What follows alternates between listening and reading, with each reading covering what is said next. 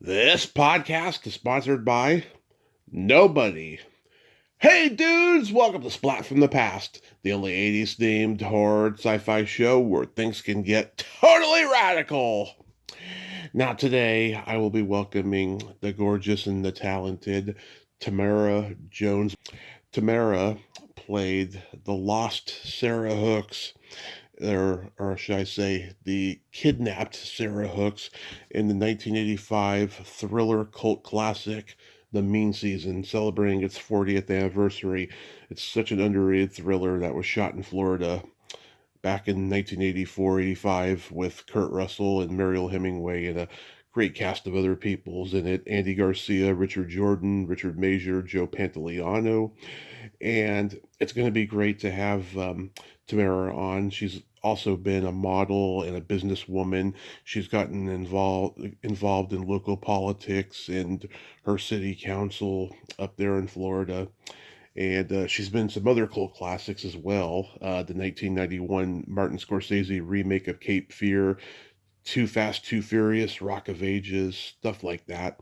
And it's going to be a great conversation today. I can't wait. Also, rest in peace, Peter Jason. Oh my God, what a character actor he was. I mean, he was always there, always. I was so lucky to interview him on January 25th, 2018. Go listen to that interview, number 49 on YouTube.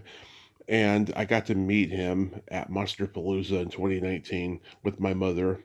A funny and sweet guy he was. Chuck Fleming, Action News in Brewster's Millions. He was the bartender in 48 Hours, the narc, one of the narcs in Cheech and Chong's Nice Dreams. He was a staple of many John Carpenter flicks. Fucking love that guy. Thank you, sir. Also, happy birthday to my mom. She's my everything. Love you, Mom. So yeah, here is my interview with Tamara Jones.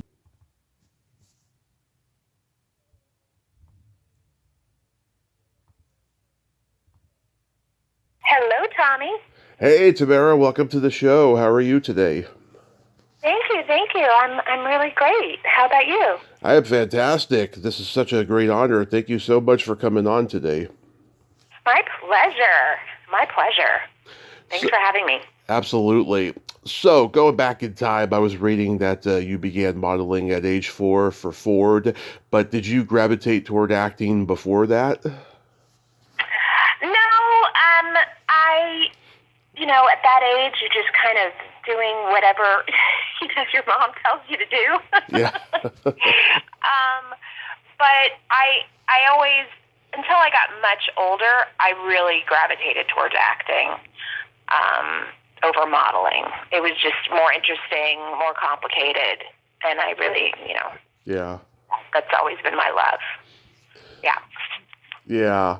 So you didn't like get involved in school plays or community theater early on or anything like that? No, because to be quite honest, I was a working actor and a working model, and so, I was so excited in high school. I tried out for the cheerleading team. I made the cheerleading squad, and I got pulled because of my attendance. Because I missed so much class to go work as a model and as an actor that, so I kind of leapfrogged over a lot of the steps and went right into professional work. I was very fortunate that way. Nice, nice.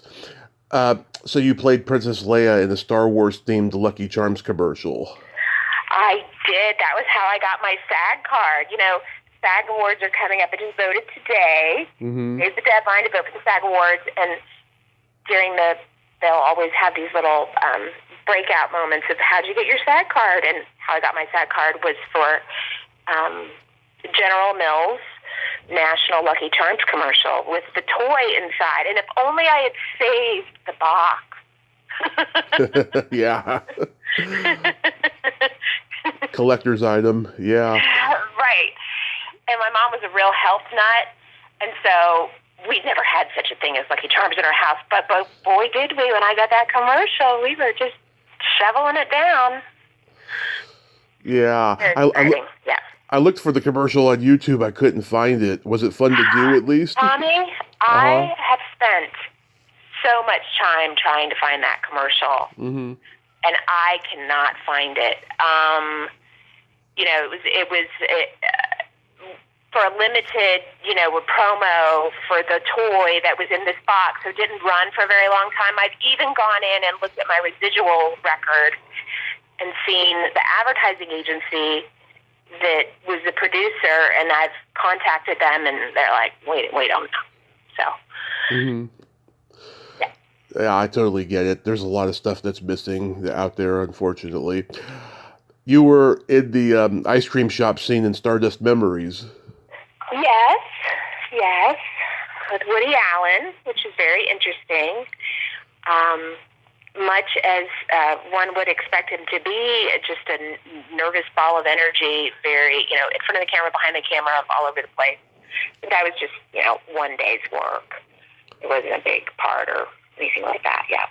I just talked to Annie Korzen, who was that Jewish lady that was there with her husband in that scene, and she did not want to talk about that or like anything from the past. It was a really tough interview, I'll tell you. Oh, well, I think it's important to get background on where an actor has been and Yeah. just how they got to where they are and their influences and their good experiences, their bad experiences.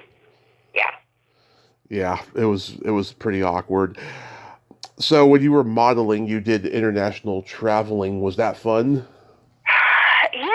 I mean, I look back on it now, and I mean, it was in the dark ages before the internet or anything. So when you were overseas, you were really overseas.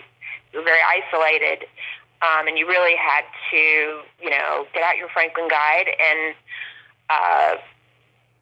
be a native and get around and do all of that. And that was, I mean, just an amazing opportunity. I worked on 5 continents, and it was just really, I mean, I just was very, very lucky and had some great clients that would book me for weeks at a time overseas. So I had a couple of photographers that, they would have 5 clients booked for 8 weeks of work, and they would just keep me on for all 8 weeks of work in Greece or Mm-hmm. in the Canary Islands or, so that was, really, really exciting. And I'd say one of the best things about modeling, besides the money, Yeah. the traveling, was when I was the signature model for Jessica McClintock in San Francisco, Mm-hmm. and getting to be in her workroom, Yeah.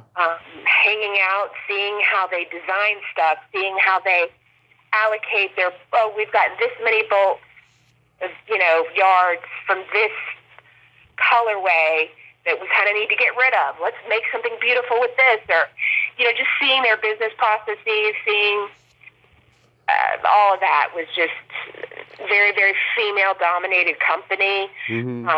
Was great. And then the same thing when I lived in New York, and sort of in my lean years, 19, 20 years old, where I was trying to pick a lane between modeling and acting, working on 7th Avenue as a fit model, which is just really grind work. Yeah. But I was in the corporate setting, so it was interesting. I learned a lot about the actual fashion business in those years. Yeah. Yeah. What were some of your favorite places to travel? Well, I lived in Paris. I lived in Tokyo. Lived in New York. I lived in Los Angeles. Of course, Miami. Hamburg, Munich. New York's always my favorite. I mean, come on. I'm a very American girl. Yeah. And I really had a very nice time in Hamburg, believe it or not. So cold for a Florida girl. But I appreciated the way the Germans did business. They really were very professional in everything they did. It was a pleasure to work with them.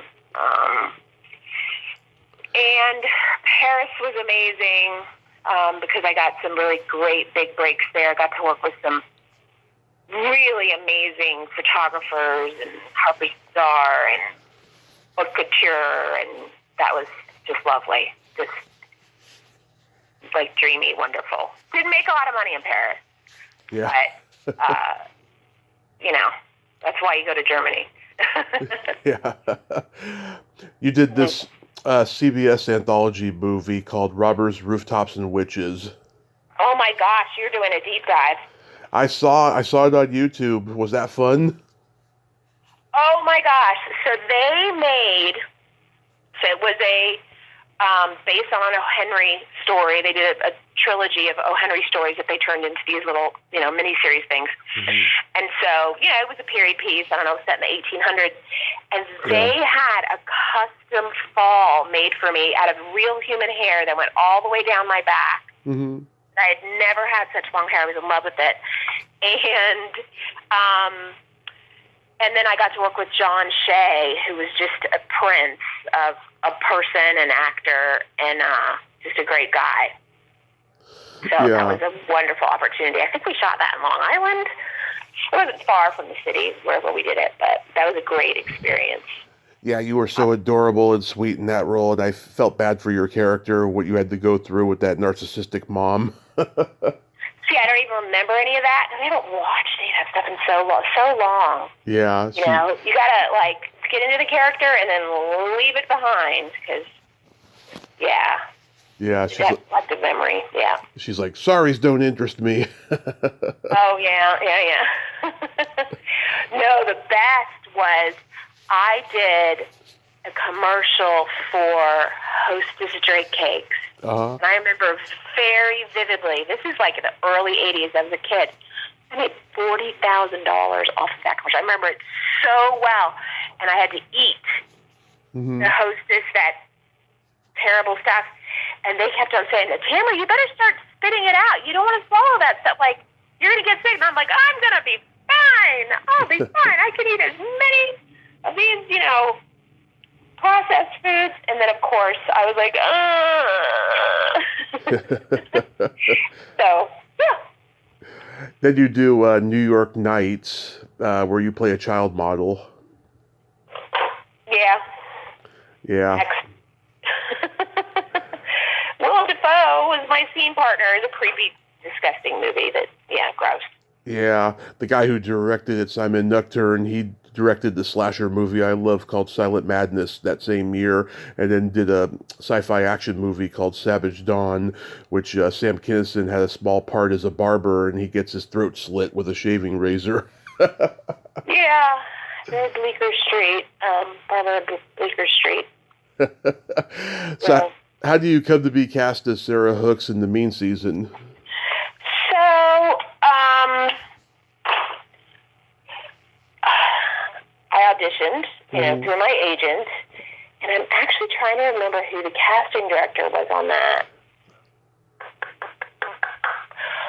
Interestingly enough, so to get into the meat of The Mean Season, so The Mean Season is based on a novel that, the movie stars Kurt Russell and Margot Hemingway, and it really does hold up as a movie. It does.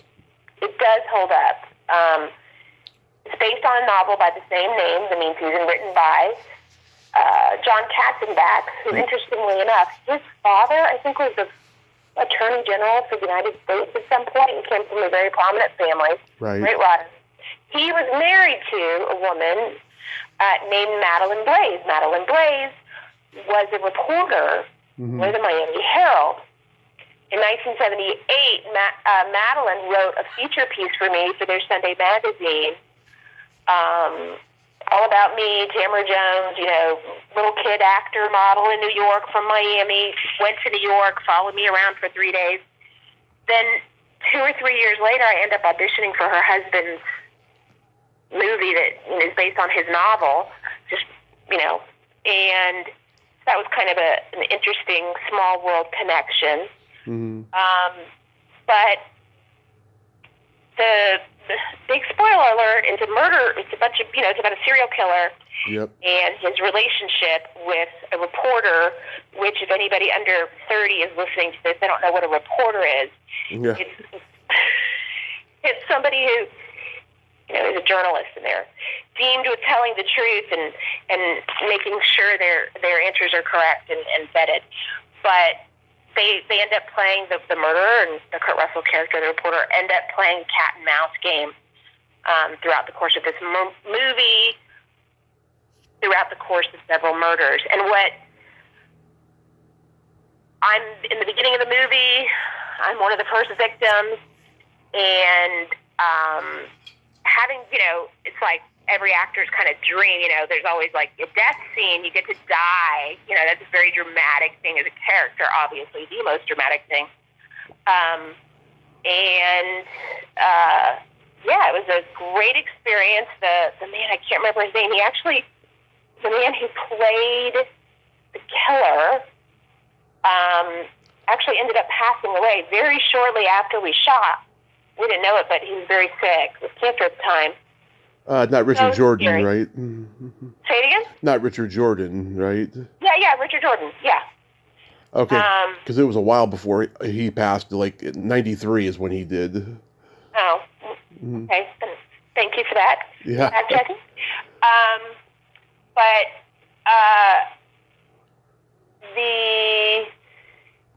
It's super interesting the way the special effects that they do for something like that when you're a victim. Mm-hmm.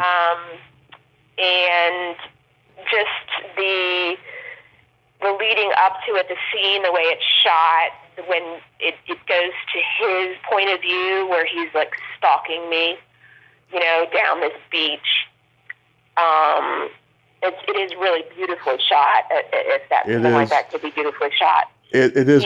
That Lalo Schifrin music that's playing is just wonderful. Yeah, very intense movie. And also, I have to say, a visual love letter to Miami and the Everglades and the concept of the mean season. Like, anybody who's ever spent any time in Miami, not, in February, but in what we call the mean season, which is hurricane season, where it's hot and sweaty and disgusting. All the snowbirds are gone, all the tourists are gone. It's just this native.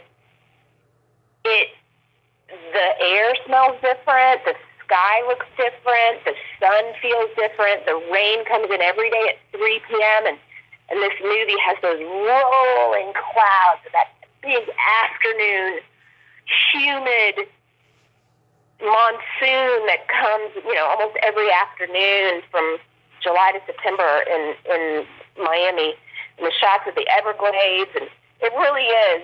In a way, it kind of reminds me of Bloodline, which is another show that I was in, which I also say is a visual love letter to the Keys, where it really, not everything really the way it is. Those two pieces, the Mean Season and Bloodline, both to me visually capture, sensory-wise, what it's like to be in Miami and in the Keys, because there's nowhere else like that in the United States. Oh, yeah. It's a very special place. My brother had the poster for the movie when we were kids. He had all the Thor and my HBO video movie posters, and I own all of them now on VHS. I have a huge VHS library in my room. That's cool. Yeah, and I'll tell you something most people don't know. The Mean Season was actually the first VHS movie that Thor and I released when they merged with HBO as Thor and my HBO video. I did not know that. Yeah. I just remember that the theatrical release was with Orion. Yes. They had contracts with Orion and TriStar and Hemdale at that time. Yeah. Yeah. Very interesting. Yeah, and because shortly before that, Thor and I had put out some VHS tapes where the HBO logo was underneath their logo, but they hadn't quite merged with it yet. They just were licensing some of HBO's products, and then they did the full merger for about a year until they merged with Canon, which was a match made in hell for them, for all accounts, actually. But Yeah, and this movie came out just a few years after Absence of Malice, which that movie was a commentary on journalistic bias, and I don't think you could make a movie like that or The Mean Season again today, like you said about how nobody knows what a reporter is anymore because nobody knows what the truth is anymore. It's so cluttered on the Right. internet, you know. Alternative facts and whatnot. And Absence of Malice, Hmm. that's shot in Miami as well? I think so. There was another, or Legal Eagles. There was something else that was shot. I don't know if it was shot in Miami or maybe. Yeah. Anyway.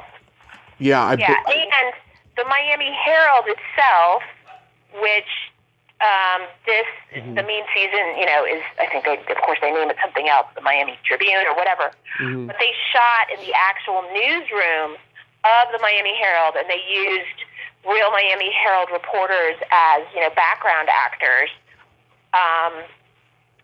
And now that beautiful building, which used to be on Biscayne Bay, right in the middle of downtown, so centrally located, right on the water, very like 1960s or maybe late 50s architecture is now gone, and now the Miami Herald is located way out in Doral by the airport. But there's another great scene in this movie. So it really is a great stunt. So Kurt Russell is either being pursued or pursuing the killer, and he comes to one of our famous drawbridges, right. Miami, and it is a real stunt. It's not imagined or CGI'd, but the bridge goes up, and of course he's scrambling, crawling up, and then he's dangling, and then he leaps over to the other side. It's a great thrill. Yeah, it is. I just looked it up. Yes, Absence of Malice was shot in Miami. Yeah. I think Joe, what's his name? I just lost his name. I'll think of him in a minute. Oh, in this movie, Pantoliano? No. Andy Garcia is in that movie. Andy Garcia, Richard Mazer. Richard Mazer, yeah. Yeah, great cast, and Mariel Hemingway is so gorgeous. She even has a nude scene in the shower in this movie. Yeah. Yeah. Did you have to have your hair cut a certain way, or was that already what your hair looked like? That's how my hair was. It was very in to have a bob, in that part of the 80s. And so I had, what was fashionably appropriate. Yeah. Yeah. I did say afterwards, though, that if I ever did another death scene again, I would not watch it. Mm-hmm. It was too intense for me. I thought I did a really good job, honestly, but I was like, I don't want to watch that again. One time's enough. Yeah. David Foster produced. Any memory of him? No, but I will tell you the location so Margot Hemingway's character is a school teacher, and they were allowed to shoot at the Sacred Heart at Carrollton School in Coconut Grove, which is one of the most stunning pieces of architecture, much less that it's a school. I mean, it's absolutely gorgeous. They don't let anybody shoot there. And they were able to shoot there, and that was really, really cool. But David Foster, I don't remember him at all. Mm-mm.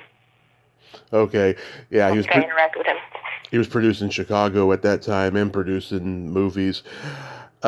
Philip Borzo's directed. He had just directed The Gray Fox before this. What was he like as a director? A lot of what he and I interacted on was very technical. Mm-hmm. Just hitting the marks, and I think he shot it on a crane. I think he started with an aerial and then came down, so there was some of that. And then we were also fighting the sun because, we were shooting on Key Biscayne, and we were shooting east, which is, the Atlantic Ocean. The sun is rising. Mm-hmm. And so they wanted that sun. So you've got 18 minutes You know, you can do a lot of things. You can't stop the sun. So it was quick, super quick to get it done with the way he wanted the sun. The woman who played your mom, Joan Murphy, she looked like she could have been your mom. Can I tell you about Joan Murphy? First of all, the most wonderful woman. Her husband, late great Joan Murphy. Her husband, I'm not going to remember his name. He was I want to say David Adler was his name, but he was a very prominent theater director in South Florida, and I think also maybe in New York as well. And she and I just connected, and she actually does kind of look like my mom. Yeah. Yeah, she was a perfect choice. She had played the waitress in Midnight Cowboy. Really? I didn't realize that. Oh, yes. Yeah, she's a cool lady. Do you know if Katzenbach liked the movie? Who? If Katzenbach, the writer, do you know if he liked the movie? No, I actually had some contact with his wife. I don't ever remember having any connection with him at all. I think, you know, once you sell the rights, you're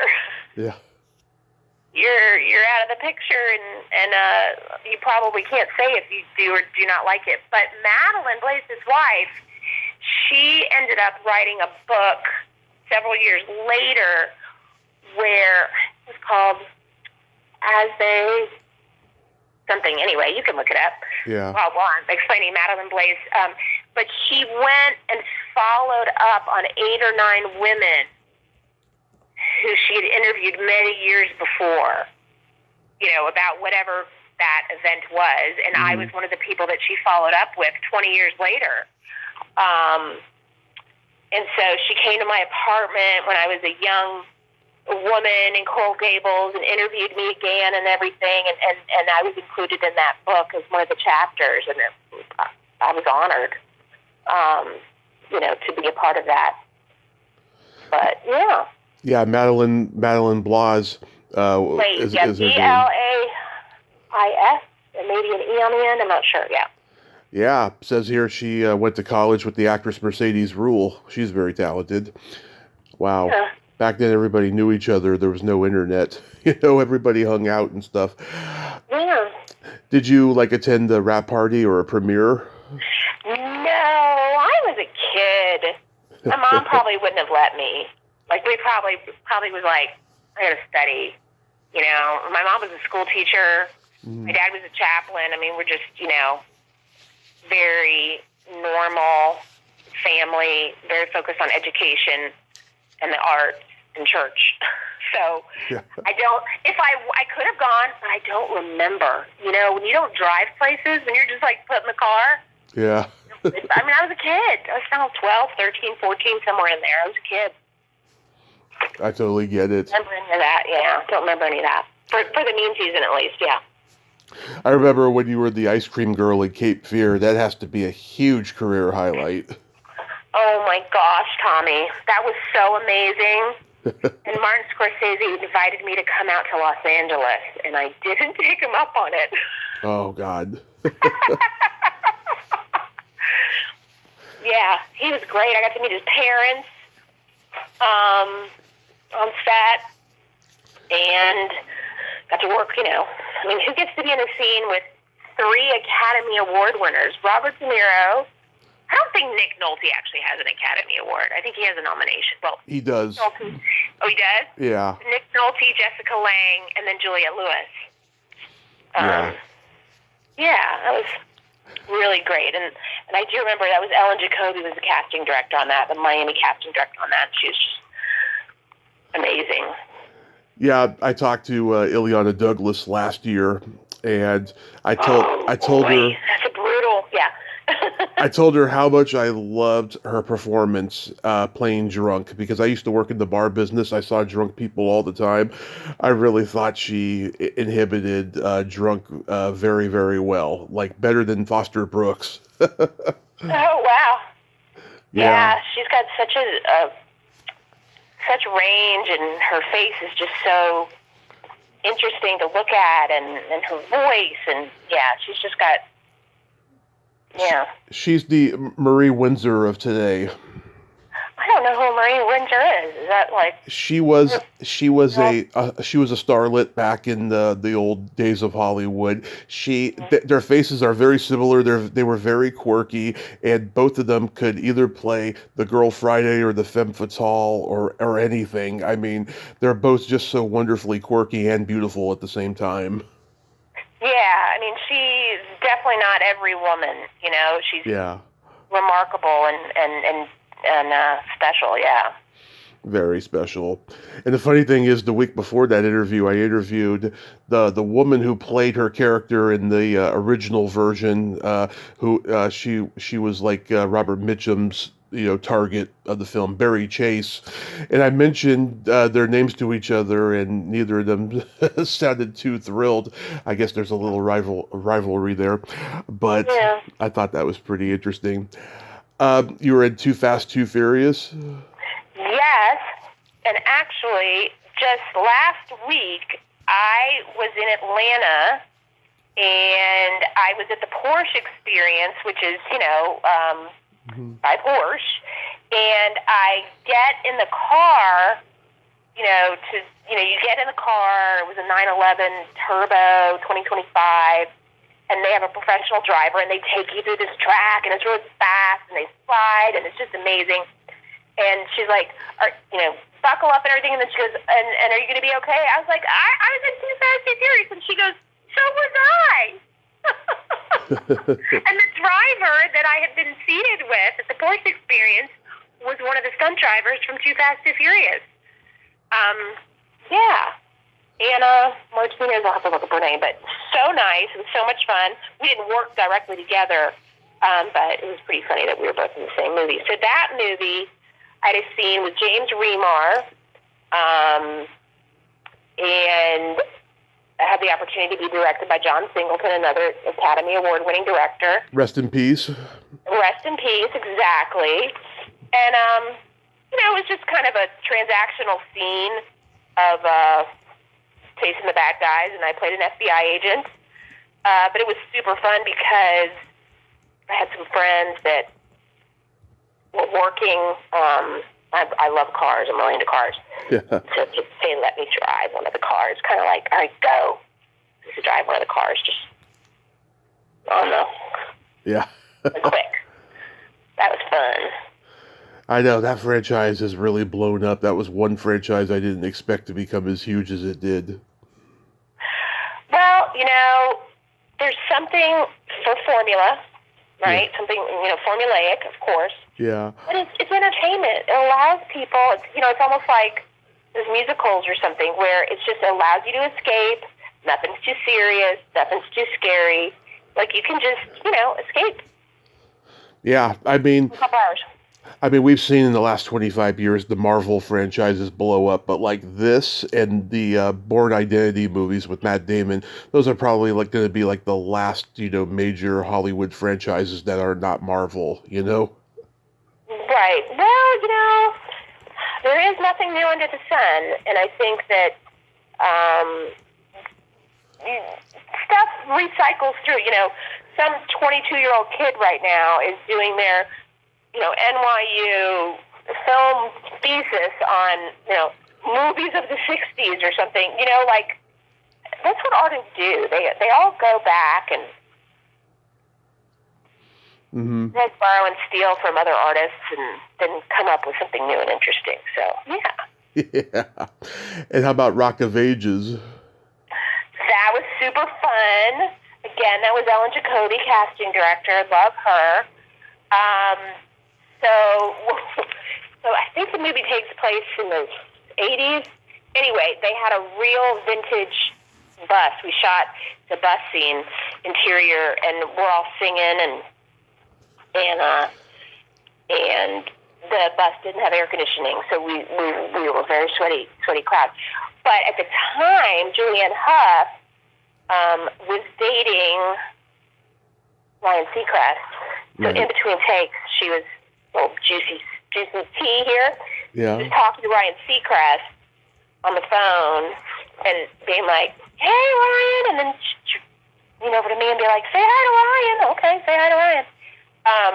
So just really, really energetic, sweet, lovely woman, very hardworking. Nice. Yeah, that was great. And Adam, I know the director's name. I did zero prep for our interview. I did not go back and refresh my memory banks, just so you know. Is it Adam Shankman? Adam Shankman? Adam Shankman. Yeah. Oh, I think that was his first picture, and his background was as a choreographer. Mm-hmm. So I think there was a learning curve for him on the mechanics and the pacing and all of that. But so energetic, so smart, such a pleasure to work with. That was great. That's awesome. I saw on YouTube that you ran for city council. What sparked that? I did. So my whole family has always been a family of service. Mm-hmm.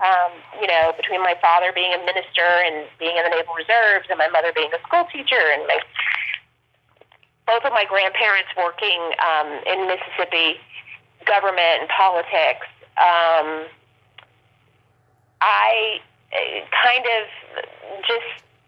I had been politically appointed to a state of Florida board by Governor Rick Scott, and I got my feet wet. And really, I love policy. I love kind of a wonk that way, and lost spectacularly. But I did manage to raise $53,000 in 32 days, which is a lot to accomplish, and got to meet so many great people in the business community. Got to kind of combine my showmanship, which part of Donald Trump has shown us all. Part of being a politician is really being a showman. Mm-hmm. So combining some of my showmanship with some of my academic intellect interests. I have a degree in history, and that was a great experience. It really, really was. Did not like losing. That was did not like that at all. That was a bitter pill. But you move on. Yeah, nobody likes losing. You still involved in doing that type of stuff, year round? Well, I still serve.